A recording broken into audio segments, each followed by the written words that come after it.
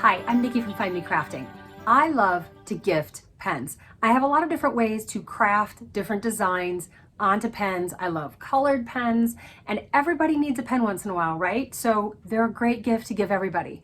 I'm also mildly obsessed with all things Disney, if you hadn't noticed from, my background. And now I found a way to combine them both. Pens with Disney. Oh my gosh, these Disney Doorables are the cutest dang things. And these pens are awesome. People have already called dibs on all the pens that I've already made in this most recent batch because they are just the cutest. Now, if you don't really want to add Disney, if that's not your thing, you can make beaded pens really quick and easy, super colorful, endless customization options, and these are fantastic. But if you like Disney, or you know anybody who likes Disney, they're gonna want one of these. And I have some free printables here, all different colors of pen care instructions so they know how to take care of your pen. You can put them in these little cellophane bags, and look how awesome and polished that gift is. You cannot tell me you don't love these, and everyone that you want to give them to is gonna love them too. Come on, I'll show you how. And if you haven't already, don't forget to hit subscribe and the notification bell so that you don't miss any new patterns or projects. Here's what you're going to need for supplies. You need the actual beadable pens themselves. These are the ones that I used. I got a multicolored set. Some of them have glitter. I just wanted lots of color options. You're going to need some beads. I bought most of the ones that I used from Hobby Lobby. I tried to buy ones that I thought would match many different color schemes. And it really doesn't matter what kind you buy. These are silicone. I've been intermixing those in. Those I did get from Amazon. The only trick is making sure that they have a hole big enough to slide onto your pen. And other than just looking at them and determining that they're a fairly large hole, I don't have a trick for that because the packaging doesn't say how big the hole is. So these holes are way larger than you need, but they work great. This size seems to be about perfect. I don't have a measurement for you, but you can eyeball it, and that's pretty much what you're looking for.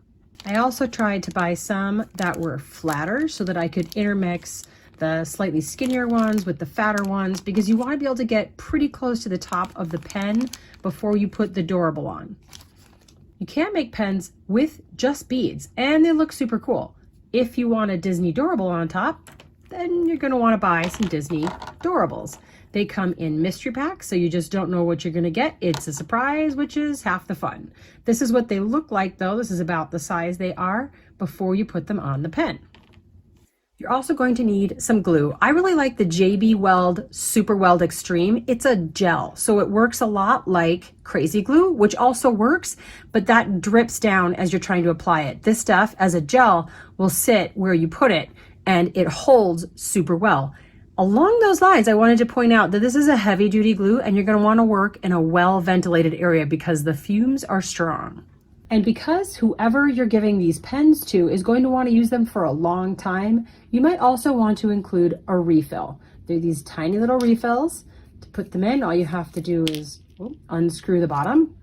You take out what would be the used one. You put the refill in, you put the little spring on top of that, and just screw it back in. I'm going to be including a refill with each pen that I give so that they can use these for a long time. And if you want to package them up, you're going to want these handy dandy cellophane bags. These are actually called pretzel holders, but they fit the pens perfectly. To begin, you're going to need to unscrew this cap and take that off. And if you're just using beads, you need to save the cap because you're going to be gluing that back on the top to hold everything in place. If you're using a Doorable, I've just been throwing those away. You can also unscrew this metal rod from the base of the pen. I like to stack from the top, so I'm just going to make sure that that is in there all the way. It's tightened down so it's not going to come loose. And then you're ready to start adding beads.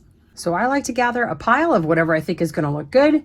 I'm just going to test them out, stack them on top, see if I like how they look as I go. After I've tried out a number of combinations and found the one that I like the best, I'm ready to add the Doorable at the top. You need to leave about 1/8 of an inch of this little pen rod showing, because that's where you're going to apply the glue and where you're going to put the Doorable. So you don't want it to be too close to the top, but you also don't want it to be too far down, because the Doorable is only going to go down about 1/8 of an inch, and you want it to sit tightly at the top of the bead so that there's not space and these aren't jiggling around. I should point out, I do not apply glue to these because it would just get glue kind of all over the place. And I don't mind if these move around, like turn this way after I glue these on. I just need them to stay put. So on that top 1/8 of an inch of the post, I'm going to apply a little bit of the glue to both sides. Try not to get it on my hands. If you do, nail polish remover will be your friend. And then I'm going to screw the Doorable down on top, because it does screw right on to the top of that piece. It'll continue to go down. And once it feels like this is all really firm and situated together, I'm going to make sure that everything's facing the right way, because once it dries, you're not moving it. Make sure she's straight, and then just let it dry for 24 hours until it is fully cured. This is what I'm going to use here. I'm going to unscrew this cap, throw it away. I'm going to screw the bottom in, make sure that's pretty tight, and go back to experimenting with beads. I want to point out that too big a bead, this hole is a little too big, and it's not going to be situated just right. No matter how I size this, really, it's going to flop around. So you really want that medium size hole, not the gigantic one, because they don't sit right. So once again, I like how that's looking. I've applied a little bit of glue right there at the top of the post. And I'm going to just screw the Doorable down onto the top. I'm applying pressure with both my left and my right hand as I'm turning it, so that I'm getting her as far down as she's going to go. I want to make sure everything is situated facing forward, and then just let it dry.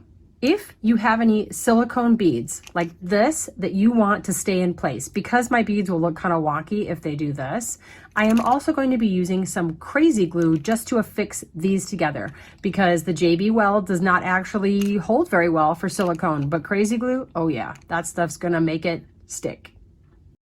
I hope you have as much fun as I did making a million different combinations.